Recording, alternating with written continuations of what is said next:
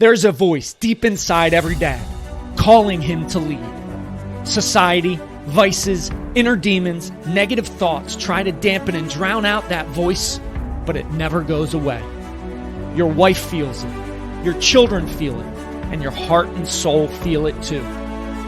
It's the voice that starts off as a whisper, but then becomes a calling to be the tip of the spear for your family, a calling to play all out and lead by example for your children, a calling to build a legacy that will go on for generations, a calling to be the warrior dad you were born to be. Dads, our children need us now more than ever to be that beacon of hope, courage, positivity, and strength. It's time to rise as warrior dads together as a brotherhood. If you felt that twinge in your soul, it's time for the Warrior Dad Experience.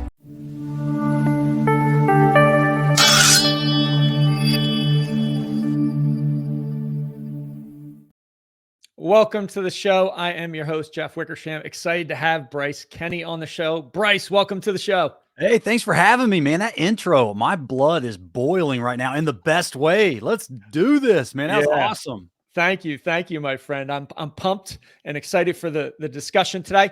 Let's get right to it. Share a little bit about your background, what you've got going on, then we'll jump right into your book. And I know we'll have a great discussion that'll be beneficial to dads. Yeah, I'm a professional Monster Jam driver, and I drive the Great Clips Mohawk Warrior Monster Jam truck.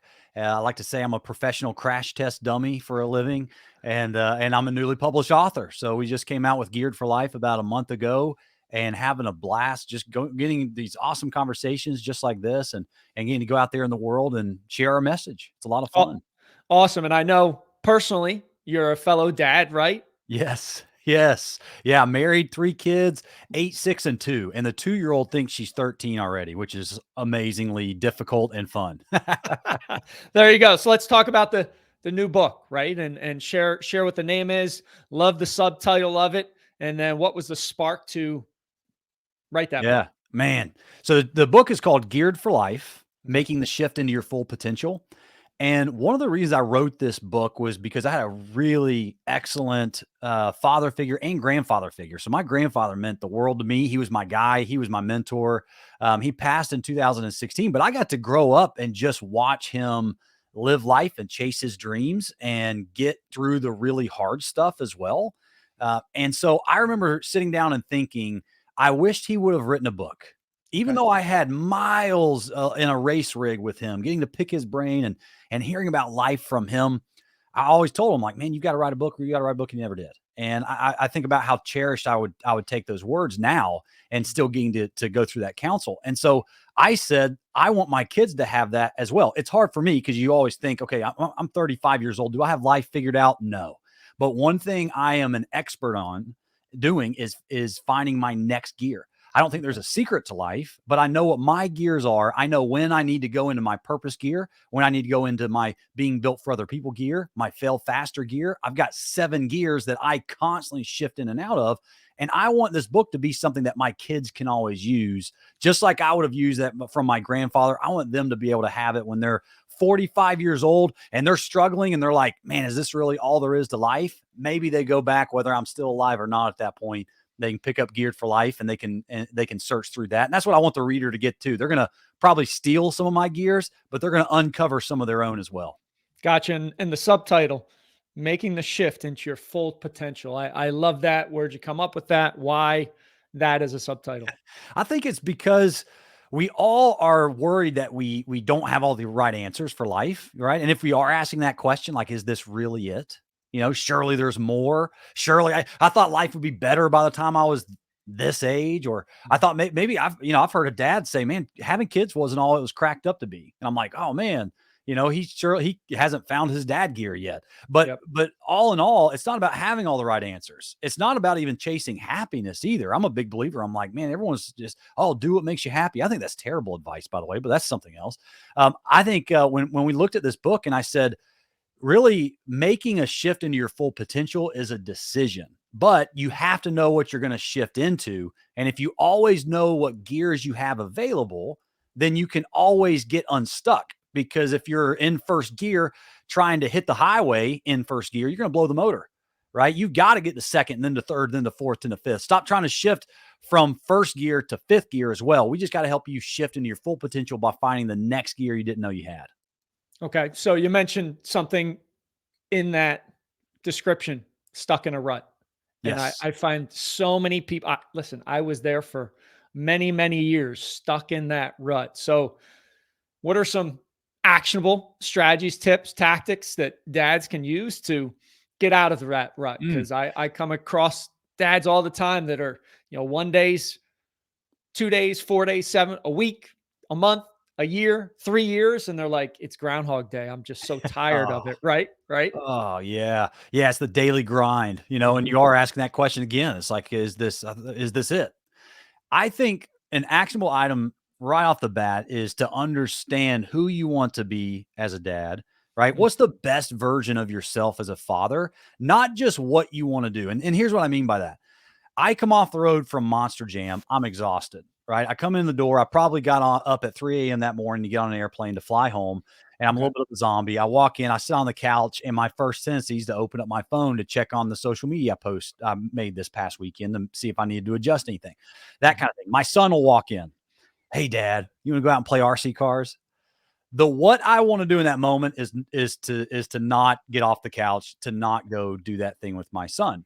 But it's more about who I want to become, which is the best dad and the best leader that my son can have. I want to be someone who empowers my son to believe that he can do really hard things in life. Mhm. That's the dad I want to be. Now, if I sit on the couch, I can't do that. And so now my decision of becoming the best dad version that I can become, that's what drives me to get off the couch. So I think the first thing is realizing that if you're unhappy with the relationship you've got with your kids, or you're trying to become a better father, you're probably focused on what you're doing incorrectly or what you're not doing enough of. And I would challenge you to go back to remember remember the identity, what that best version looks like of who you want to be as a man, and then let the who drive the what. And the what always seems to kind of fall in line. And it's easier to make those decisions. The decisions that seem hard, like getting off the couch and going and playing with RC cars outside to make that memory with your son, they Mhm. become way easier and almost automatic when all you're focused on is the who. Yeah, I love that. You struck identity. I'm right in line with you, cut from the same cloth. I had a story where it was this past summer and it was hot out. I went for a walk with my wife. It was like 95 degrees. Baseball game was on, air conditioned. Mm. My youngest son shooting hoops. He said, Dad, can you rebound for me? Oh, And in that moment, I wanted to go sit on the couch, but my identity is dad of the year. So would dad of the year go sit on the couch? No, he wouldn't. I said, yes, we rebounded. I got through it, hugged him, said, thanks for asking me. It was a great moment. But mm. if I just focused on the what and didn't have that identity in the background, I absolutely probably would have gone sat on the Yeah. couch. So And so how often is it a perspective shift for us, right? I mean, I call it a time traveler's perspective. I imagine that moment that my son's asking me to go shoot hoops or rebound. I love that, by the way. What a perfect role for a father as well. Let him shoot the basket and you're yeah. rebounding. And but I remember thinking, if I'm going to be 55 years old one day and my 6-year-old son is going to be grown and out of the house, and Right. what I wouldn't give in that moment, I already know it. What I wouldn't give to be able to time travel and go back to today when he's 6 and him ask me to go outside and play RC cars. I know when I'm 55, that's all I would give anything to Yep. be able to have that opportunity to go back. So why am I wasting it now by wanting to sit on that couch instead of go out there and do that thing that in 20 years I would beg to have the opportunity to travel in time and go back to today, but we're wasting it. But it's almost like that perspective shifts. It makes it easier to make a decision based on that who, and then again, the what becomes automatic. You got there and rebound the basketball for your son. Yeah. And my guys are 15 and 13. So that window's closing. Right. So, and I love to Yeah. say, when your children make bids for your attention, Mm, you have to answer that call every mm, single time. Say, thank you for asking me. Hug them, say how much you enjoyed it because they're going to ask you continually. Right. And yeah. parents always like to say, hey, just wait till the teenage years. And I say BS. Like my boys still want to hang out with me. We hit the gym at 5 a.m. this morning together. Right. But Oh, that's intentional parenting, being a dad, and answering those bids every time. So you mentioned gears, and you found, and you have 7 different gears. I'd love to, and you mentioned kind of when you're stuck, just shifting into first gear. So explain kind of that dynamic and that mental framework you've got around gears. Yeah, I think our gears are our foundational beliefs. Okay. And we live in this world where beliefs and truths, everything's subjective. And there's, people want to fight against objective truth. I think there are absolute truths. And there's things that we all believe. And maybe people are sitting there and they're like, I don't really know what I believe. Start simple. Just start simple. Maybe it is, hey, I believe that my son should have the opportunity to learn guitar. I don't know. Or maybe, maybe animals deserve to be protected. I don't, whatever, as simple as it is. Cause if you think about it, if you think animals deserve to be protected, you're probably not holding dog fights in your backyard, are you? Right. Our beliefs shape our actions and the actions shape our results. So if you're not getting the results you want as a dad or at your corporate job or in your marriage, you work backwards. It's like, okay, well then let's go back and look at our actions. Well, that scares us as guys, doesn't it? It's like, oh man, well, I don't want to be seen all of a sudden. But it's like, well, okay, but do it long enough to be able to say, well, what beliefs are guiding those actions? And if you believe that you want to be the very best employee that you can be, then you're not arriving 10 minutes late to work, and you're not doing, if you don't care about that because you don't believe that this job is long term. Ooh, that's probably why you're half committed every single day on the efforts and the actions that you're taking at your company. And so I always am a big believer in that. When we get the beliefs right, the actions tend to take care of themselves. So my gears, in Geared for Life, I share my 7 personal gears, right? Okay. Purpose driven, failing faster, becoming built for others, right? Just to name a few. And Mhm. my expectation is that people are going to get to the end of the book. They're going to steal a couple of my gears, Jeff. But I hope that by the time they close that back cover, they uncover some of their own. Yep. They realize and they almost uncover and recognize again those foundational beliefs that maybe they've forgotten about for the last several years, but they uncover those and then now they're able to leverage those into the right action steps to be able to regain momentum. And to use a car analogy, that's what it is. If you're getting on the highway, you're stuck at the light, and even though all of our cars shift on their own now, it's like, if you imagine getting on the on-ramp, getting on the highway, and your car staying in first gear, only one gear, it's Right. going to blow up by the time you're trying to merge. It shifts to second, then you got to shift to third, to fourth, to fifth in order to go 75 miles an hour. But yet some of us have been stuck in the same gear for 35 years. And it's time that we don't feel like we've got to solve life and have this big, grandiose secret to life. I don't think there is a secret to life. I'm a big believer that we just got to help you find your next gear. And that's going to get you unstuck. That's going to get you in motion again, but it's also going to be able to let you run at a level that you never thought possible if you take it one gear at a time. And then at that point when to shift into the right gear at the right time going forward. Gotcha. And I do love the beliefs and what are your beliefs. And that Mhm. goes back to kind of something I always coach dads on is defining what you want. Yeah. So many people can tell you what they don't want, but they don't know what they want. So you can't direct that mind that, the subconscious mind, that's that superpower. So that's incredibly important. Finding these gears, I'm assuming you've gone through some trials and tribulations and pain related to it as I have. What were some of those big lessons you learned in your journey that have kind of shaped these gears and this belief pattern?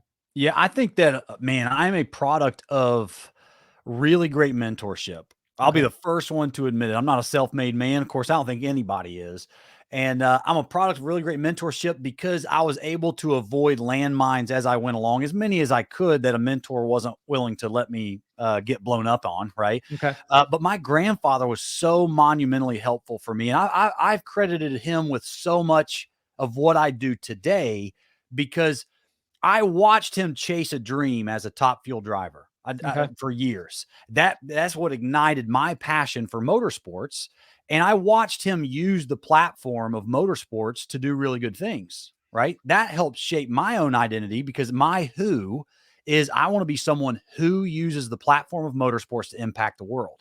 Okay. And I credit him with understanding that I watched him go through really difficult things and come out of it okay, right? There's nothing he went through in life, no situation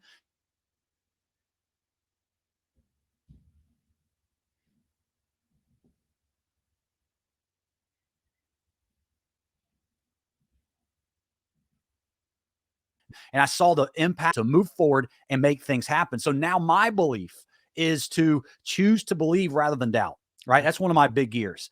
But notice that first word, choosing to believe rather than doubt. And we have to make that conscious choice often, because life, man, none of us get out of it alive, do we? Right. So Nope. we're in Nope. life and we're trying to make the best that we can, but life throws us curveballs and challenges every single day. And if you're not careful, the track record all of a sudden makes you feel like and start to doubt that everything's going to be okay. And a lot of times you got to make that conscious decision to believe that good things are going to come from this. And it's not the end of the world, and it's not the end of my life or the end of my career. I can learn something, even if it's a really bad situation, I can learn something from it. And so for me, that's what probably shapes my decisions more than anything right now, where I'm going forward. And as a dad, I want to choose to believe that my kids are getting the good stuff built in them, instead of doubting that maybe I don't have what it takes. Do I really have what it takes to this precious 8-year-old daughter of mine? Do I really have what it takes I have 3 brothers. That's it. I was one of 4 boys. Okay. Every time my daughter does something, I look at my wife now. I'm like, is that normal? Well, my wife, you'll love this, Jeff. She's one of 4 girls. Okay. Wow. So when my son does something and she's like, is this normal for a boy to do? And I'll just start laughing. I'm like, he's totally fine. You know, so we can kind of like support each other that way. Gotcha. But that's what I want. I want to choose to believe that how we're raising these kids is ultimately going to be what's most beneficial for them to be really productive adults that choose to go out and chase their dreams and do really hard things themselves. Yeah, it sounds like your grandfather kind of changed that family tree forever, right? Of setting you up for chasing your dreams, and now you're paying it forward to your 3 kiddos. And I always like to say, hey, it only takes one dad to change that family tree forever. Amen. And you can have that impact, and you can be that one dad. And it just takes getting out of that rut, doing the things that you're talking about, intentionally stepping into your identity, believing in the positive versus the negative. And we're so hardwired to amplify the negative. It's a battle. And that's why I love the warrior spirit, right? Is every day's a fight, and it's a fist fight. And most people aren't even throwing punches, right? They're just getting beat up left and right. Their hands are down by their sides, and they're just getting peppered. And I'm like, you gotta start throwing punches in life for sure. Yeah, well said. And you'll love this too, because I think the best way to hammer home exactly what you're saying from my story is my grandfather. He started just souping up Oldsmobiles on abandoned airstrips back in the 60s. Okay, that's Really the awesome. late 50s. He's not somebody that thought, oh, I know what my last gear is going to look like. I'm going to go 300 miles an hour in 4 seconds as a 67-year-old until they put a pacemaker in my chest. He didn't know that back on those old abandoned airstrips. He just incrementally made gains every step of the way throughout his life. And now the ripple effects of his decisions and his passions, because again, it was a hobby for a long time. He was a nationally known chiropractor for years. Okay. And so that was his really full-time life until he retired from that. And then it was professional drag racing after that. But think about those incremental gears over 60 years. And now here I am in 2023, a product of that commitment for him to just find incremental gains every step of the way to ultimately set me up to go professional drag racing myself, which was my original dream, to fail at it, to go into corporate America. And then now here I am in the past 8 years, I've been doing what I've been doing with Monster Jam, traveling the world, right? Doing backflips and jumping a 12,000 pound machine, 45 feet in the air. I've set Guinness World Records through it. I mean, all this stuff. And it's because a long time ago, I had a grandfather that chose to go pursue his passion and had the guts and the courage to stay committed to it for 50, 60 years. Yeah. Wow. What a story. And you talk about the ripple effect, right? I think that's just so lost on dads specifically, because that's who we're talking to, on the ripple effect, the impact that you can have, and how it just can permeate out not only to you, but everybody around, about chasing the dream and being committed. And if it takes 50 or 60 years, it takes 50 or 60 years. But you also mentioned incremental gains. And I think we're just so wired. We're programmed through media, social media, TV, like walk off, bat flip, grand slam, home run. That's what's going to happen. And it just doesn't happen. It's to the point where, I'll be honest, I mute the TV when the ads come on. When we're watching a ball game, football game with my two sons, I mute the TV, I mute the commercials, and my family's like uncomfortable with the silence. And I tell them, I say, I don't want you to be pre-programmed with all the advertisements that are coming around, because it has an impact on you. So yeah, it's just so incredibly powerful to choose, as you said, to be on that positive side. So in that vein, if somebody's stuck and they're in that negative rut, how do they start choosing to go on that, believing things are going to be positive, believing things are going to work out? What's one or two things they can do, just kind of low-hanging fruit that they can move and take action on and get a little bit shifting into that first gear? Yeah, the first thing I tell anyone to do, actionable wise, is when you wake up in the morning, start with a win.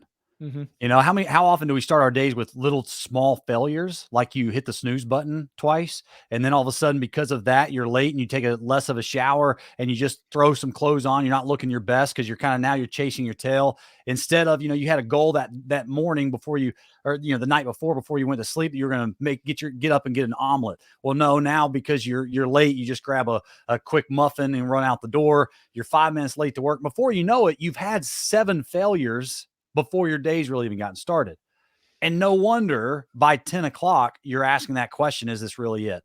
And you feel like a failure. Start your days off with wins. I love that you get up at 5 a.m., Jeff. I'm not a 5 a.m. guy, by the way. So I'm going to give all the credit to you, because I'm a night owl man. All right. I'll go to the gym at midnight if I have to, not 5 a.m., but maybe I need to change that. Well, who's that guy that's all about making your bed in the morning? And, he's like this big general army guy.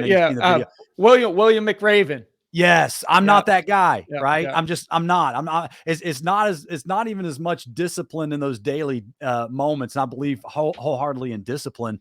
But if someone's struggling, start your morning off with a win and have as many wins as you can before lunch as possible. And then watch how productive your afternoon is.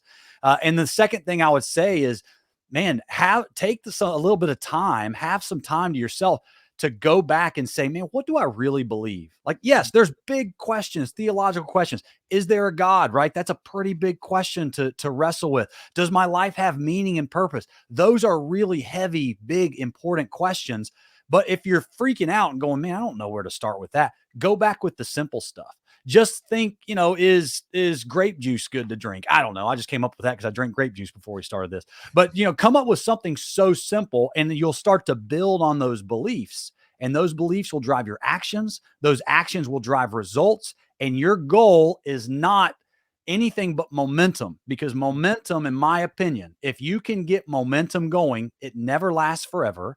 The difference between someone that's successful and not successful is the person that is successful simply held on. They built momentum and held on to that momentum longer than the other guy. And so your goal should be momentum. Just take it one day at a time, find that momentum, and then watch how things start to change and the results that start to come. Is pretty eye-opening. Yeah, not momentum. People, I need motivation to get started. I'm like, bullshit. Take action. Action gives you more motivation. Then you get that momentum, and then it kind of spirals up from that perspective. And hitting the snooze button. I always laugh at this because years ago, right? I get up. I'm mental toughness coach dads in my Warrior Dad experience. I hit the snooze button one morning. And I got so pissed off. And I'm like, why is that the biggest button on your phone? But I got, I could hit myself over the hammer and beat myself up, but I got curious. Yeah. You can turn off the snooze button. No. You can turn it. You can go into the alarm, hit in the alarm itself, third button down on an iPhone first. I'm sure you can do it on other phones, and turn off the snooze button. So I don't have a snooze button. All I've got is stop.